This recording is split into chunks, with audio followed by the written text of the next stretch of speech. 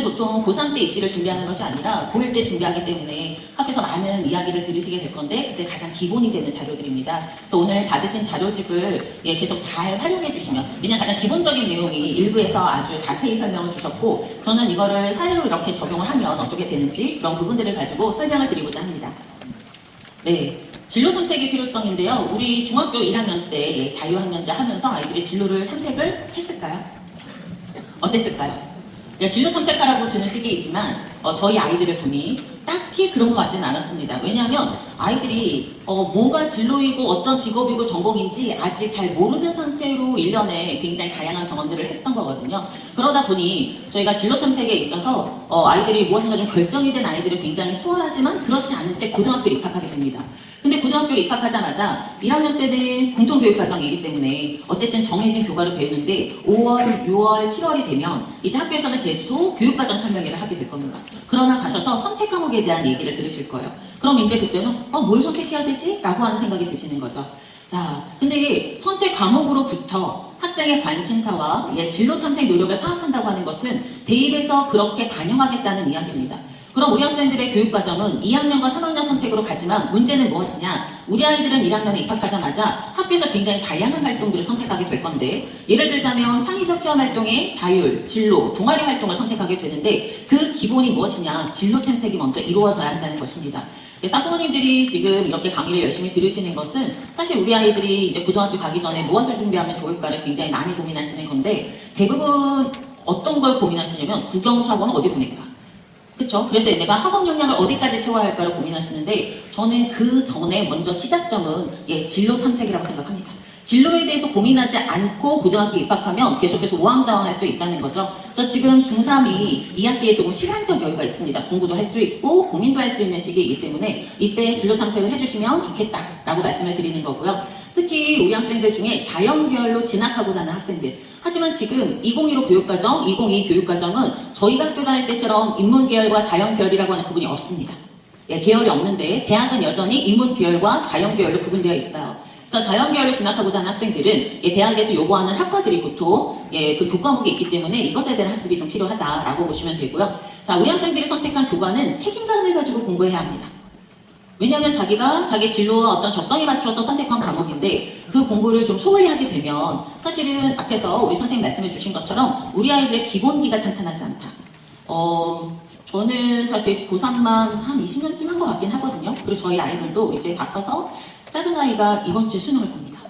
이번 주에 수능을 봐서 아침에 자고 있는 걸 보면서 제가 그 학교에 가서 수능장 방송 점검을 하고 왔거든요. 그러고 왔는데 우리 학생들이 그런 생각들을 되게 잘 못하고 막 우왕좌왕할 수 있는 부분들이 있기 때문에 사실은 그런 책임감, 그런 주도성 이런 것들이 있어야 된다라고 보시면 되고요. 반드시 고급 과목을 이수해야 할 필요는 없음이라고 하는 건 뭐 자사고나 특목고에서 고급 과목을 중심으로 교육과정을 운영하면서 자기네가 자사고임을 특목고임을 드러내고자 하지만, 그러나 고급 과목이라고 하는 것은 무엇이 기초가 되어야 된다? 기본 교과가 잘 갖추어져야 된다라고 하는 것을 보실 필요가 있습니다. 그래서 이 고급 과목이 있어야만 좋은 대학을 가느냐? 전혀 그렇지 않습니다. 저는 계속해서 일반계고에 근무하고 있는데 저희 학생들 다들 본인들의 수능 성적보다 좋은 학교를 많이 가고 있거든요. 그거는 앞에서 말씀드린 학생부 위주 전형, 매일매일의 노력이 쌓이고 그 과정이 쌓인 것으로 대학을 진학하게 되는 부분들입니다.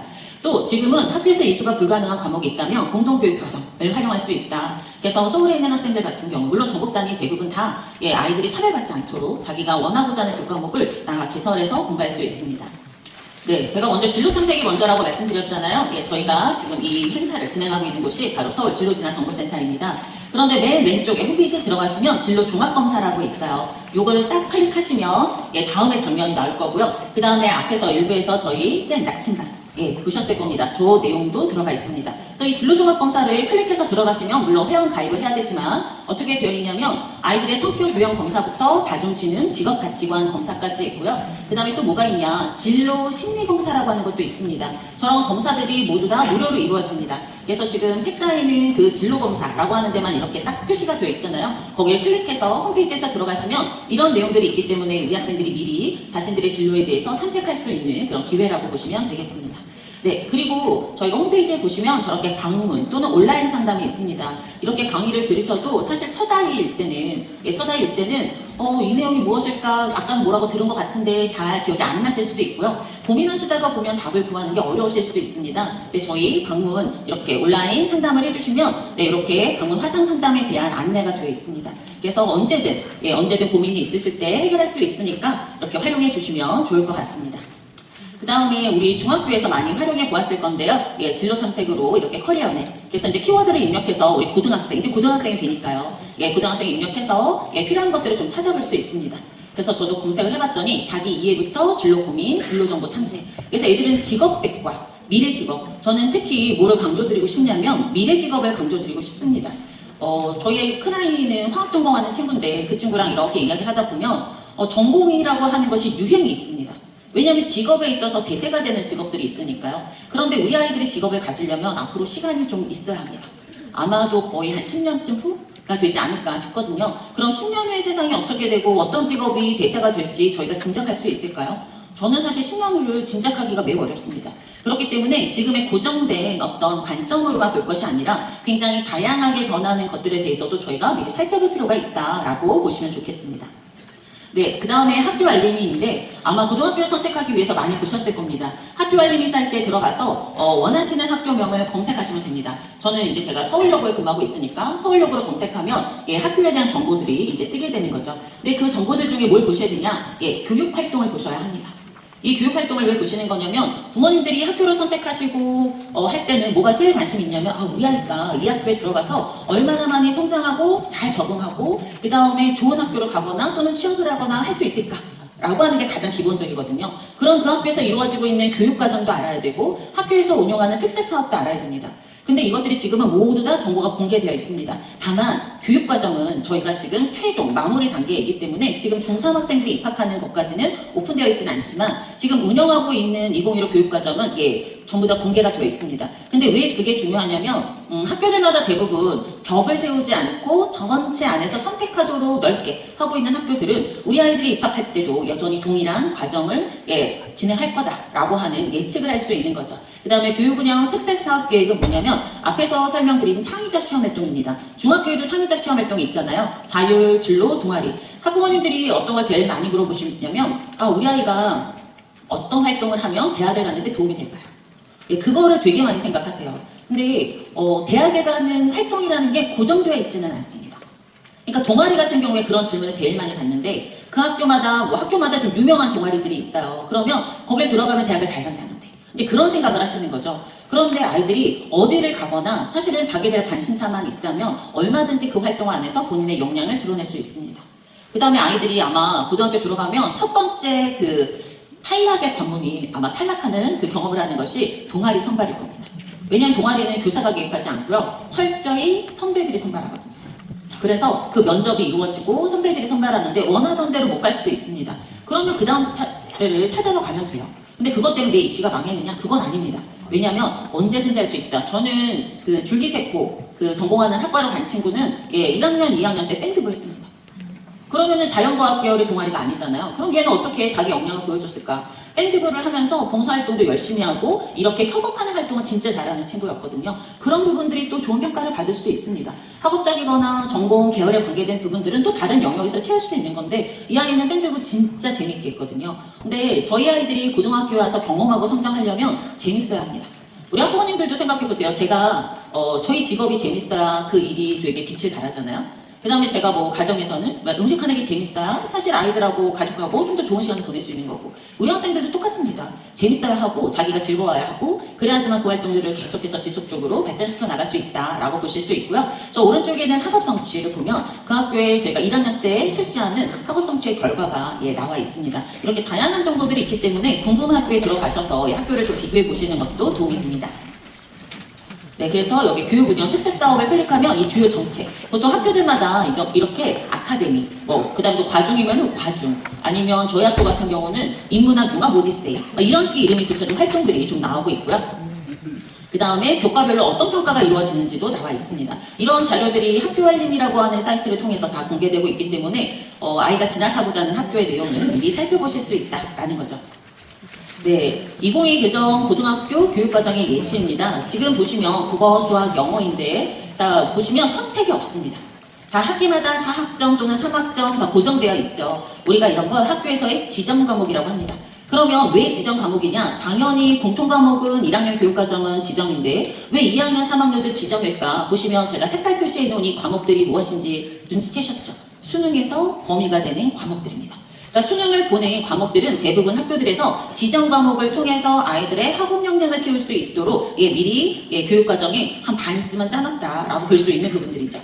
그리고 나면 우리가 1학년 때 배우는 한국사와 통합사회, 통합과학이 모두 다 수능의 범위입니다. 그래서 지금 고등학교를 다니고 있는 친구들하고 가장 큰 차이가 뭐냐면 지금 아이들은 수능의 기본 범위가 2학년에 집중적으로 몰려 있습니다. 그런데 우리 이제 입학해야 되는 이 중3 학생들은 1학년, 2학년에 같이 있는 거죠.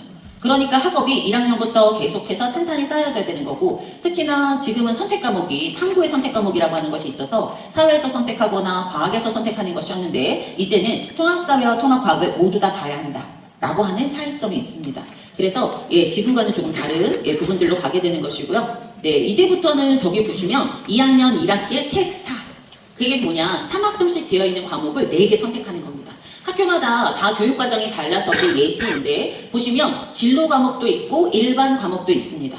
앞에서 설명 들으셨지만 이제 우리 아이들은 5등급제로 가고요. 5등급제로 가고 그 다음에 일반 진로 모두 다 5등급이 산출이 됩니다. 그럼 우리 아이가 관심 있어 하는 그 진로에 맞춰서 과목들을 선택할 수 있겠죠.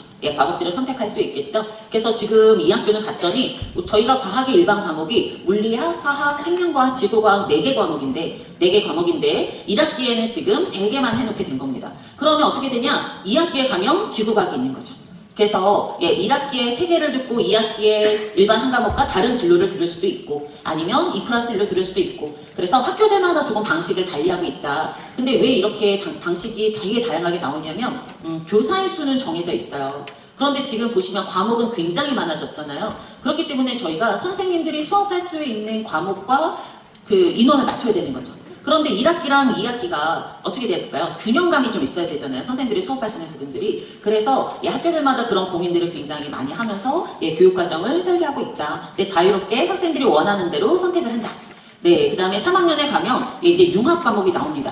3학년에 가서 융합 과목이 나오는 건 저희가 1학년이 공통이었고 2학년에 가면 이제 선택해서 공부를 하기 시작하잖아요. 그럼 이제 아이들이 뭘 할 수 있냐? 자기가 배웠던 걸 같이 조화롭게 만들 수 있습니다. 그래서 융합 같은 경우에는 역사로 탐구하는 현대 세계, 기후 변화와 지속 가능한 세계라고 했을 때 단순하게 하나의 사회 교과에 포함되는 것들이 아니다. 그래서 저희가 선생님들하고 교육과정 회의를 할 때도 이 과목들은 누가 가르칠 거냐? 어떤 교사 가르칠 거냐? 그래서 저희가 막 3개가 있으니까 역사 선생님이 가르쳐야 한다.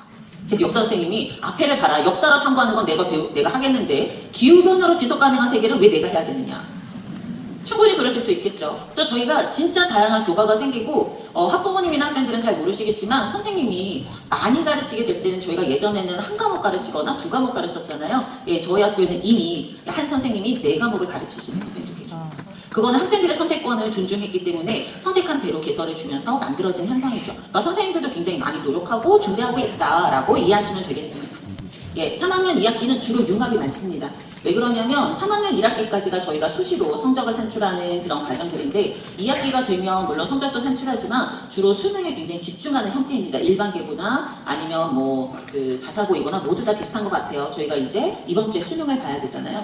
그래서 2학기 때는 이렇게 융합으로 조금 학생들이 공부하고 수능 준비를 하고 할 수 있도록 이렇게 설계하는 학교들도 있습니다. 그러면 아까 제가 말씀드린 것처럼 저희 책자 뒷부분에 보면 과목에 대한 설명들이 다 되어 있습니다. 예시로 일반 진로 융합에서 제가 가지고 와봤는데 세계 시민과 지리, 그럼 세계 시민, 세계화, 그 다음에 지역이라고 하는 부분들이 내용과 성격으로서 나와 있고요. 인문학과 윤리라고 하는 것을 고전에 대한 탐구와 성찰, 인문학적 소양, 그 다음에 시민성입니다. 그래서 내용의 체계가 성찰 대상으로서의 나입니다. 그러니까 이렇게 교과목이 저희가 예전에 배웠던 것들과는 완전히 다르다. 굉장히 시작점부터 다르다라고 보실 수 있고요. 융합은 금융과 경제생활인데 저는 이 교과목 보면서 와 이거는 학교 다니면서 진짜 배우면 좋겠다라고 생각이 들었던 게 행복하고 안전한 금융생활, 저축과 투자, 신용과 위험관리 이런 내용인 거예요. 그래서 저희 선생님들하고 이걸 가지고 애들하고 활동할 수 있는 활동 프로그램을 만들어도 교과목이 아니어도 재밌겠다라는 얘기했는데 이런 부분들로 아이들이 굉장히 다양한 선택권이 있다. 다음에 과학과는 보면 역학과 에너지, 융합과학 탐구인데요. 역학과 에너지는 저희가 물리학 2가 이렇게 이제 두 개의 교과로 나뉘어지거든요. 그래서 지금까지는 물리학 1, 2, 화학 1, 2 이렇게 나와 있던 것들이 지금은 물리학, 화학, 생명과학, 지구과학으로만 되어 있고 나머지 진로 과목에 가서 2 과목에 있었던 것들이 두 개의 교과로 구성되는 것들을 보실 수가 있습니다. 자, 그러면 저희가 종합전형과 선택 과목에 대한 안내를 조금 드려야 될 것 같아요. 왜냐하면 앞에서 저희 강원 선생님이 학생부 위주 전형에 대한 설명을 드렸고 논술, 그 다음에 정시에 대한 말씀을 드렸잖아요. 그 내용을 가지고 먼저 보자면 학생부 위주 전형이라고 하는 것들은 매일매일 그 다음에 학생들의 성적과 학교 활동이 모두 다 반영되는 거라고 보시면 됩니다. 그래서 저희가 생활기록부 이미 알고 계시잖아요. 생활기록부에서 성적과 관련된 부분들 이것을 기반으로 한, 그래서 저는 뭐라고 설명드리냐면 교과와 교과 기반 활동이라고 하는데 종합전형에 여기 보시면 서울대 같은 경우는 사실 종합이거나 정시이거나 그래서 종합전형과 교과전형을 합해서 저희가 학생부 위주 전형이라고 하고 대부분 대학에서 선발할 때 50% 이상은 학생부 위주 전형으로 선발하고 있다라고 이해하실 수가 있죠. 자, 그 다음에 중앙대부터 이대. 근데 이화여대 같은 경우는 종합전형이 좀 더 늘어난 형태입니다. 물론 이게 2026을 기준으로 했지만 대학들이 종합전형이나 이런 부분들에 대해서는 계속해서 신경을 쓰고 있는 부분들이다라고 보실 수 있겠죠. 그 다음에 건국대부터 세종대. 종합전형이 줄어든 대신에 뭐가 늘어나냐면 교과전형이 좀 늘어나고요. 또 이 학교들은 정시도 좀 늘어납니다. 아까 서울대는 정시가 40%가 안 됐는데 지금은 정시가 늘어나 있는 것들을 보실 수가 있습니다. 그러면 저희가 그 학생부 종합전형에서 어떤 교과를 이수하면 좋을까? 그럼 어떤 전공은 어떤 공부를 해야 될까인데 대학에 아직 우리 학생들이 입학하는 2028에 대해서는 어떠한 안내도 하지 않았습니다. 근데 저희가 자연계열 같은 경우는 보통 큰 변화들은 없거든요. 그래서 수학, 컴퓨터, 산업, 물리, 기계를 전공하고 싶은 친구들 같은 경우에는 대학에서 요구하고 있는, 대학에서 안내하고 있는 권장 과목에는 수학은 수학 1, 2, 미적분, 기하를 하고 와라 라고 하는 거죠. 왜? 수학이 기반이 되는 거니까요. 근데 노란색에 보시면 알겠지만 저희가 새로 개정되는 교육과정 안에서는 대수, 미적분 1, 미적분 2, 기하라고 보시면 되고 확률과 통계, 인공지능, 수학은 2022 교육과정에도 여전히 그대로 있습니다. 그래서 명칭이 변경된 것들을 조금 표기해 보았고요. 전기전자, 건설, 건축, 화학도 동일합니다. 그래서 물리학이라고 있었던 부분은 물리학. 그렇죠. 원이 이제 저렇게 물리학으로 구분되는 것들. 그래서 지금 기준이지만 이 부분들이 큰 변화는 자연계열에서는 없을 것 같다라고 보시면 되고요. 화공이나 고분자 에너지, 생명과학 같은 경우는 물리학과 화학 1, 2까지 제시하고 있습니다. 근데 오른쪽 맨 아래 보시면 제가 물리학 1 아래, 물리학 2 아래 뭐라고 써놨냐면 역학과 에너지, 전자교환자 이렇게 되어 있습니다. 이게 저희가 진로를 물리학 2가 왜 두 과목으로 편성된다라고 했잖아요. 이렇게 변경이 되는 겁니다. 그 다음에 의학 약학인데요. 의학 약학 보면 화학과 생명과학을 1, 2는 다 하고 오면 좋겠다라고 하는 안내가 있습니다. 그래서 오른쪽에 보시면 화학 2가 뭐가 되는 거냐? 물질과 에너지, 화학 반응의 세계가 되고요. 생명과학 2가 세포와 물질 대사, 생물의 유전이라고 하는 그 교과목명으로 변경이 됩니다. 그래서 저희가 지금의 기준으로밖에, 왜냐면 대학에서 안내하고 있는 자료가 이거밖에 없으니까요. 안내를 드리지만 저희 2022 교육과정에 맞춰서 좀 생각해보면 비슷한 과목들은 바로 이런 과목들이겠구나 라고 아실 수 있을 것 같습니다. 네, 그 다음에 그럼 인문계열은 이런 안내가 없을까? 라고 하는데 동국대 같은 경우는 인문계열, 자연계열에 대한 안내를 하고 있습니다. 그런데 보시면 우수한 학업 역량이라고 하는 부분들이 있습니다. 앞에서부터 저희가 계속해서 반복해서 설명드리는데 아이들이 학교 생활을 열심히 하면 기본적으로 학업 역량이라는 부분도 같이 가야 되는 거죠. 아이가 활동만 한다고 해서 그 아이가 우수한 학생은 아닙니다. 우수한 학생은 아닙니다. 기본적인 학업 역량을 갖추면서 이것을 활용하는 활동들을 참여했을 때 그것이 빛을 발할 수 있는 부분들이어서 학업과 활동이 같이 가는 것이고요. 그 다음에 대학교에서 공부하기에 좀 바탕이 되는 교과목을 많이 배우고 오면 좋겠다. 또한 좀 적극적으로 참여하면 좋겠다인데요. 부모님들이 여기 학생들도 많이 있지만 우리 아이들이 자기 표현을 좀 잘하고 적극적인 친구들일까요? 아니죠. 네, 부모님들이 더 적극적이실 것 같은데요. 여기 오신 분들은. 근데 아이들은 자꾸 사실 가르쳐주고 그 다음에 친구들하고 함께하는 법을 배우게 하면 되는 것 같습니다. 저희 학생들 같은 경우에 저는 이제 국어 교사라서 수업 시간에 발표를 하는데 발표를 이제 애들이 준비해서 맨 처음에 한 팀이 하고 나잖아요. 그러면 다 쉬는 시간에 와요. 선생님 자기 발표 내용 살짝 바꾸면 안 되냐. 그래서 왜? 그러면 앞에 친구가 하는 거 봤는데 제가 아이디어가 떠올랐다. 그러니까 아이들은 뭐가 되냐면 서로 배웁니다. 그게 가장 좋은 것 같아요. 학생들 가르치면서 가장 좋은 점 중에 하나가 전 그래서 발표나 이런 것들을 애들이 서로 배우는 게 되게 좋다라고 생각이 드는데 아이들은 서로 배운다는 거죠. 그렇게 배우면서 성장하는 것이 학교이지 성적으로 싸우는 것이 학교는 아닙니다. 그래서 아까 왜 94점과 95점일 때 둘 다 너무 좋은 아이들이잖아요. 그 다음에 우리 아이가 80점이라고 해서 나쁜 아이인가요? 그렇지 않습니다. 그 아이가 자기가 가진 것들 안에서 열심히 하고 있다면 그 아이 자체를 인정해 주는 것이 저희가 되게 중요하거든요. 그래서 아이들이 학교 생활을 좀 열심히 참여하면 좋겠다라고 봐주시면 됩니다. 동국대 같은 경우는 인문교과에 대한 안내를 하고 있는데요. 저희가 경제나 국제통상처럼 상경교육과 관련되는 학과들에서는 수학적 역량을 요구하고 있다라고 보실 수 있고요.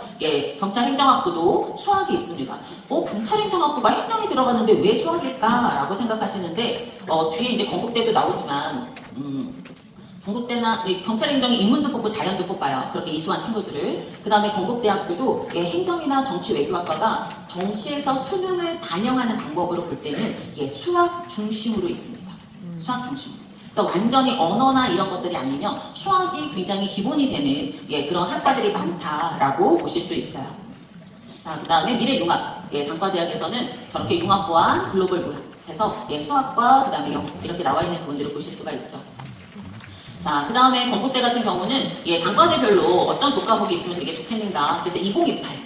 우리 학생들이 이제 2028 가야 되잖아요. 그럴 때 이렇게 건대에서는 아이들이 어떤 과목을 열심히 하고 오면 좋겠다. 사회과학 분야는 확률과 통계, 경제, 수학, 미적분 이런 안내들이 이루어지는 것입니다. 2학기열 같은 경우에도 확률과 통계. 그 다음에 이제 이수해야 되는 밑에 과목들이 있죠. 이런 부분들을 보면서 저희가 이제 1학년에 입학하고 나면 한 5월, 6월쯤 되면서 교육과정 설명회가 열릴 때 계속해서 고민을 하시게 될 겁니다. 근데 지금 진로에 대해서 고민하시고 그 다음에 교과목에 대한 안내도 받으시고 오늘 받은 책자를 되게 돌아가시면 다시 읽으시면서 공부하실 거잖아요. 그래서 머릿속에 전체 저희가 여러 번, 한 3번 정도는 읽어야 어떤 내용들이 있었지라고 보실 수 있을 건데 그런 내용들이 기본적으로 좀 기억을 하고 계시면 어떤 설명을 들으셔도 사실은 이해가 좀 더 높아질 수 있습니다. 네, 그러면 저희가 진로 진학을 고려해서 어떤 선택 과목을 했는지 볼까요? 지원자별 이수 과목의 선택 사례인데요. 건국대학교 대학 안내에 들어가면 문화 콘텐츠 학과에 들어가서 제가 조사를 해봤습니다. 우리 학생들이 요즘에는 이런 문화 콘텐츠에 되게 관심이 많습니다. 경쟁률도 굉장히 높아요. 종합전형 경쟁률이 50대 1이나 되는 학과입니다. 그런데 문화 콘텐츠 학과에 가서 학과 안내를 봤더니 영화, 전시, 애니메이션, 게임, 여러 가지 기획, 제작 마케팅 인력을 이제 새롭게 키우고 있는 그런 학과이다라고 하는 안내와 함께 어떤 진로 분야로 나가는지. 그래서 아까 제가 우리 학생들이 자기 진로에 대해서 탐색해보라고 말씀드렸잖아요. 그러면 이런 학과 안내에 들어가면 진로에 대해서도 나와 있다. 그 다음에 오른쪽에 있는 저 조그만 네모칸이 뭐냐면 그 학과에서 운영하는 교육과정입니다. 그러니까 학과에서 어떤 걸 배우는지도 고등학교에 지금 교육과정 설명드린 것처럼 대학에서도 무엇을 배우는지 저희가 미리 살펴볼 수 있는 것이죠. 그랬더니 여기 합격한 학생의 사례가 나와 있어요. 어떤 과목을 했었냐. 2학년 때는 세계지리, 윤리와 사상, 지구과학, 3학년에는 언어와 매체, 영어, 독해와 작문, 사회문화, 생활과 윤리. 진로 선택은 2학년에서 정보, 미디어 콘텐츠, 그 다음에 3학년에서는 심화영어 독해 막 이런 걸 했다는 거죠. 근데 서류평가에 대학에서 어떤 얘기를 했냐면 이 학생은 사회교과의 성취도가 상대적으로 높았다. 즉 사회교과의 성적이 되게 좋았고 세부능력 및 특기사항도 좋았다라고 하는 거고요. 동아리 활동과 진로 활동의 연관성이 높았다. 즉 문화 콘텐츠이기 때문에 이것을 바탕으로 한 이걸 반영할 수 있는 동아리 활동과 진로 활동을 했다. 그 다음에 저희가 문화 콘텐츠의 앞에 학과 안내도 보셨지만 소통 능력이라고 하는 것이 굉장히 중요하잖아요. 그래서 보면 리더십과 배려심, 의사소통 능력, 친화력 등이 뛰어나다라는 평가가 있어요. 이거를 생활기록부 안에서 다 평가한 내용들을 대학에서 안내하고 있는 것입니다. 그래서 위에 있었던 지금 2015 교육과정의 내용들을 사회교과가 우수하다고 해서 저희가 사회 일반 선택 과목, 세계시민과 지리, 세계사, 사회와 문화, 현대사회와 윤리가 있고요. 진로 선택 과목으로는 한국지리 탐구부터 국제관계 이해까지 있습니다. 이렇게 비슷한 교과목들이 계속 저희가 안내하고 있기 때문에 참고하실 수 있을 것 같아요. 자, 이번에는 자연계열 컴퓨터공학부입니다.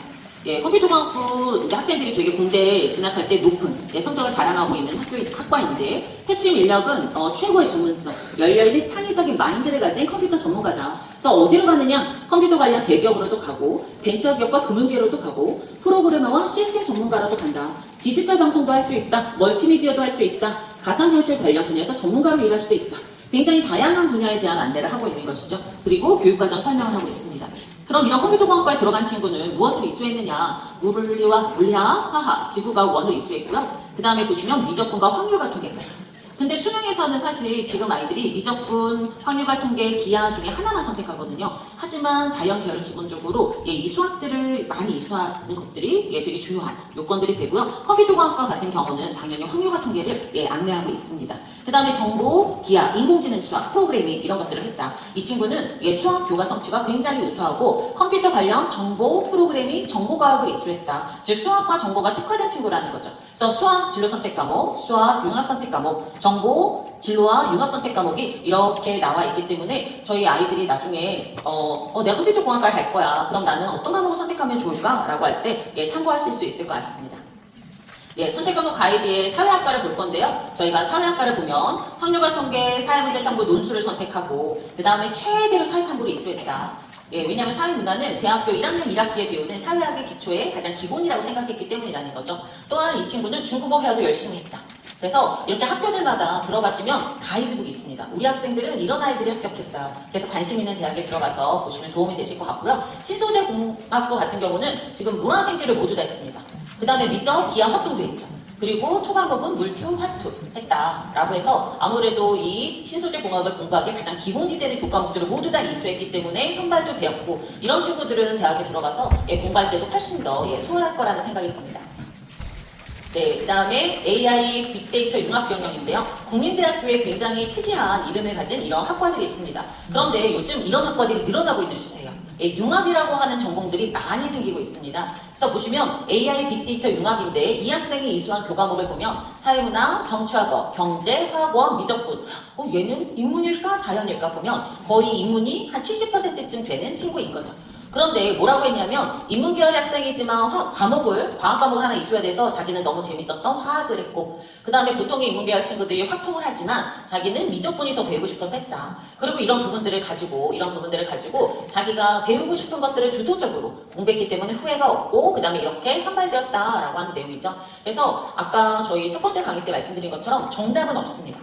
아이들마다 저희가 지금 다 다른 교육과정을 가는 것인데 근데 아이가 자기에 대한 이해가 있으면 선택도 수월해지고 학습도 조금 더 수월해질 수 있다라고 하는 거죠.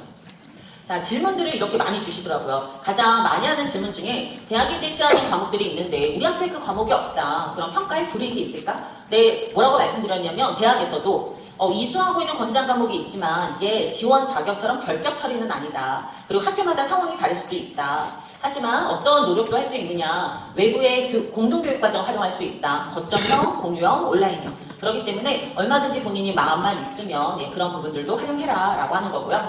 앞에서 보여드린 것처럼 저희가 공동교육과정이 거점 학교가 8개 영역에 43개교가 있고요. 공유 캠퍼스는 18캠퍼스가 있고요. 그 다음에 이제 저희가 서울 온라인 학교가 개교를 할 건데 2025년 3월 1일에 개교를 하면 아이들이 학교에서 정한 어떤 장소에서 온라인 과목을 개설해서 수강을 할 수가 있습니다. 저희가 사실 코로나를 겪으면서 굉장히 많이 힘들긴 했지만 학교 현장은 또 하나 발전한 여러 가지 요소들이 있습니다. 저희가 아이들과 원격으로 수업을 하면서 원격으로 학교가 이렇게 좀 제공할 수 있는 모든 서비스들을 교육청 중심으로 해서 제공하겠다라고 하는 의지인 거죠. 그래서 아이들이 원하는 부분들을 개별화해서 배울 수 있도록 안내하고 있습니다. 자, 일반부에 재학 중인 학생이 전문교과 원의 고급 심화 과목이 이수하지 않으면 대학에 들어갈 때 불리해지느냐. 제가 아까 과목 선택이 중요하다라고 말씀드릴 때도 했는데 꼭 고급 과목일 필요는 없습니다. 꼭 고급 과목이지는 않고 충실하게 이수한 게 중요하다. 이 충실하다라고 하는 건 저는 아이들이 진짜 좀 진실하게 학업에 임했느냐인 거죠. 학교에서 보면 겉으로 포장하는 것에 급급한 친구들이 있습니다. 그런데 지금 저희가 3학년들이 수시에 1단계 발표가 나고 있는 중이거든요. 수시 1단계 발표가 나고 있는데 포장하기에만 급급했던 친구들의 결과보다는 정말 하루하루 열심히 살았던 내실 있는 친구들이 훨씬 더 좋은 입결입니다. 그럴 수밖에 없어요. 그리고 1단계를 통과했다 하더라도 면접에 가면 결국에 계속 드러날 수밖에 없습니다. 그래서 아까 저희 면접 예시문, 면접이라는 게 내가 문제를 외우고 가서 답하면 되지. 하지만 그렇지 않습니다. 꼬리로 이어지는 추가 질문들의 답변을 어떻게 하느냐가 굉장히 중요한데 이거는 정말 매일매일 쌓여진 그 성실함과 노력이 기반이 되는 것이다 라고 보시면 되고요. 교과에서도 바로 그렇다라고 설명드릴 수 있겠습니다. 그 다음에 표에 제시된 핵심 권장 과목을 실제 대입에서 어떻게 하냐. 종합전형 서류평가이기 때문에 그냥 예시이다. 그렇지만 본인에 맞게 다양하게 이수하면 훨씬 더 좋은 결과를 받을 수 있다라고 하는 것들. 근데 아직 우리 학생들은 2028에 대한 것들이 아까 5등급제와 수능에 대한 얘기밖에 없기 때문에 대학에서 이제 계속 안내하는 것, 특히 이제 내년에 입학하신 후에 교육과정 설명회를 하시고 할 때는 아마 이런 부분들에 대한 안내가 같이 조금씩 더 구체화돼서 나갈 것 같습니다. 그럼 이제 전공자율 선택제를 잠깐 설명을 드리고 마무리를 할 건데요. 앞에서부터 계속 말씀드렸던 게 뭐였냐면 진로에 대해서 탐색하셔야 되고 우리 아이들이 어떤 전공을 갈 건지 선택 과목을 고민하라는 거였습니다. 그런데 여기에서 문제가 있습니다. 네, 그거를 지금 하라고 하지만 해도 결정이 안 나는 아이들이 50% 이상입니다. 그리고 고3이 돼서 전공을 바꾸는 학생도 50%쯤 됩니다. 그러면 여태까지 열심히 했는데 그럼 내가 진학을 못하는 것이냐? 그렇지 않습니다. 우리 아이들이 어떤 자기가 관심 있는 분야를 공부를 열심히 해오면 사실 어떤 전공이 조금씩 달라졌을 때도 아이가 해왔던 활동이나 어떤 학업의 역량은 사라지지 않습니다. 그걸 기반으로 할 수 있는 거죠. 그래서 앞에서 제가 종합전형이 굉장히 많이 선발한다라고 말씀드렸잖아요. 저희가 종합전형에서는 어떤 교과목을 이수했고 어떤 활동을 했는지가 다 평가에 들어갑니다. 그런데 안타깝게도 안 정해진 친구들이 있습니다. 이렇게 안 정해진 친구들은 그럼 어떻게 해야 될까? 인데 기본 과정을 충실하게 따라가는 겁니다. 그게 저는 전공 자율 선택제라고 생각이 들어요. 그래서 전공 자율 선택제가 쉽게 하시는 무전공 또는 자율전공인데 유형이 두 가지입니다. 유형이 첫 번째 유형은 그냥 자율전공 학부로 뽑는 거죠. 그래서 대학 내 모든 전공을 선택하게 해주는 겁니다. 의대나 약대나 사범대를 빼고는 선택할 수 있는 거죠. 또는 아주 무전공 통합 모집을 한 다음에 대학 내 모든 전공으로 풀어주는 겁니다. 아까 동국대는 이중전공, 그 다음에 중앙대는 성적 이런 조건들이 있었잖아요. 그런데 저 무전공 통합 모집의 가장 대표적인 학교가 카이스트의 모학과이고요. 그 다음에 자율전공에서 대학 내 모든 전공을 가는 학교가 서울대 자율전공 이렇게 저희가 생각해 볼 수 있습니다. 그런데 유형의 두 번째는 인문계열과 자연계열을 뽑는 겁니다. 그럼 인문계열로 뽑으면 인문계열에 있는 학과들을 선택하게 하는 거고요. 자연계열에서 뽑으면 자연계열의 학과를 선택하게 하는 거죠. 대표적인 학교가 한양대 인터칼리지, 그 다음에 동국대 열린전공입니다. 여기는 인문과 자연으로 뽑아서 그 안에서만 2학년 올라갈 때 전공을 선택하게 한다 보시면 되고요. 공과대학으로 뽑는 학교가 있습니다. 올해 고려대가 됐습니다. 여기 있는 요 학교이죠. 고려대가 공과대학으로 뽑으면서 6개 학과에만 들어가게 합니다. 2학년에. 그 다음에 학부대학이라는 것도 뽑아서 이 학부대학은 43개 학과를 다 지원할 수 있게 합니다. 그래서 굉장히 다양한 모습을 가지고 있다라고 보실 수 있죠. 그래서 특징을 보자면 고대는 3개나 갖고 있는데 자율전공과 학부대학은 43개, 공과대학은 6개 학과이고요. 서울대는 자유롭게 전공을 선택할 수 있고요. 성신여대 같은 경우는 자율전공, 첨단분야 전공, 예체능 전공이라고 해서 이렇게 나뉘어져 있는 저 그룹 안에서만 선택할 수 있게 하고요. 한양대 같은 경우는 인터칼리지, 인문과 자연으로 구분해서 단과대 내에서 선택하게 하는 겁니다. 그러면 이 친구들은 어떻게 공부하면 되느냐? 사실 저희가 1학년, 2학년 때 배우는 교과목들이 주로 수능으로 연결되고 그 다음에 성적을 저희가 산출한다고 했잖아요. 네, 요렇게 자율전공으로 선발하는 전공 자율선택제들은 지금 보시면 어떤 전형으로 많이 뽑는 것 같으세요? 아까 제가 진로와 선택 과목은 종합전형을 보여드렸잖아요. 그런데 자, 우리 자율전공 선택을 보면은 교과와 수능이 많습니다. 이 이야기는 뭐냐면 우리 아이가 딱 정해져서 막 그렇게 심화가 되고 탐구가 되는 부분이 아니어도 기본적인 교육과정 안에서 이 아이가 탄탄하게 수업을 받고 학업 능력을 갖추면 충분할 수 있다. 다만 종합적으로 선발하는 성균관대와 한양대 같은 경우도 있지만 대부분은 교과와 수능으로 선발하는 학교가 많다. 이렇게 보실 수 있는 거죠. 그래서 교과 있고 수능이 있습니다. 네, 그래서 저희가 교과 전형과 수능 위주 전형이 굉장히 큰 비중이어서 교과와 수능이면 당연히 성적이기 때문에 우리 아이가 전공이 정해지지 않아서 진로가 정해지지 않아서 고민할 때 지금 배우고 있는 학교의 교육과정을 찬찬히 잘 따라가면 교과이거나 수능으로도 얼마든지 대학에 진학한 다음에 2학년 올라가면서 전공들을 조금 더 탐색해보고 구체화시킨 다음에 선택할 수 있다라고 보실 수 있는 거죠. 네. 그런데 올해 이 전공 자율이 처음으로 실시가 되었습니다. 물론 그 이전에 있었어요. 근데 이제 신설되는 학과들이 있습니다. 신설 모집 단위만 보시면 자료집에는 제가 교과와 종합 그 다음에 경쟁률 이렇게 실어놨는데 자 옆에 보시면 제가 화살표로 경쟁률에 나와 있는 게 뭐냐면 저 전형의 평균 경쟁률입니다. 그러니까 예를 들자면 고려대, 공과대학, 광역2의 종합전형 경쟁률이 18.39대 1이잖아요. 근데 이게 학업우수 전형으로 뽑거든요. 학업우수 전형의 평균 경쟁률이 16.05대 1인 거죠. 그럼 이 전공자율이 어떤가요? 경쟁률이 조금 더 높죠. 물론 다 높은 것은 아니지만 조금 몇 개 높은 올해 애들이 굉장히 많이 지원한 학과이기도 하거든요. 그래서 밑에 보시면 성균관대 보이시죠? 성균관대 자율전공은 종합전형으로 선발하는데 114명을 선발했어요. 굉장히 단위가 크잖아요. 5명 선발하고 10명 선발하는 것보다 114명이면 굉장히 크죠. 종합전형의 경쟁률 봐주시고, 그 다음에 논술 30명밖에 뽑지 않는데 100대 1이 넘어가는 경쟁률. 예, 이런 거 있습니다. 한양대는 올해 아주 난리 났습니다. 예, 올해 수시에서 인문도 20대 1이 넘고 자연도 37.36대 1이었는데 논술은 거의 141대 1, 164대 1. 네, 이렇게 가고 있다. 근데 사실 논술에서 뭐 100대 1 이런 거는 굉장히 흔한 일이에요. 네, 의대 논술이나 양대 논술, 올해 아주대 한대 논술이 800대를 넘었거든요. 네, 경쟁률이. 그래서 100대를 보시면서 저렇게 높다니 하시지만 이제 대입을 실제로 진행해 보시면 그렇게 됩니다. 그래서 아까 저희가 학생부 위주 전형, 그 다음에 논술 전형, 그 다음에 이제 수능 위주 전형 이런 것들 말씀드렸는데 아이들마다 각자 적합한 전형이 있습니다. 저희가 지금 전공이나 그러니까 우리가 전공은 아니고 아이들이 진로에 따라서 과목을 선택하는 것에 대한 안내를 드렸잖아요. 근데 그것처럼 아이들마다 성향이 있습니다. 그러니까 공부만 가만히 앉아서 하는 굉장히 조용하고 차분한 친구들은 교과 전형이나 수능 전형처럼 어떻게 보면 학업이 강화된 전형을 가는 게 되게 좋고요. 또 어떤 친구들은 막 발표하고 다른 친구들하고 같이 협업하고 이런 걸 되게 좋아하는 친구는 종합 전형으로 갈 수 있고요. 그 다음에 나는 쓰는 게 되게 좋아. 그래서 제시문을 분석해서 쓰는 거에는 자신이 있어. 아니면 수학 문제를 어려운 수학 문제를 좀 이렇게 푸는 거에는 자신이 있어. 이런 친구들은 또 논술 전형으로도 갈 수 있는 거죠. 전형은 굉장히 다양하고요. 아이들의 특징에 따라서 그런 부분들이 좀 강화시킬 수 있도록 하시면 사실은 입시 결과는 조금 더 잘 나오는 것들을 저희가 볼 수 있습니다.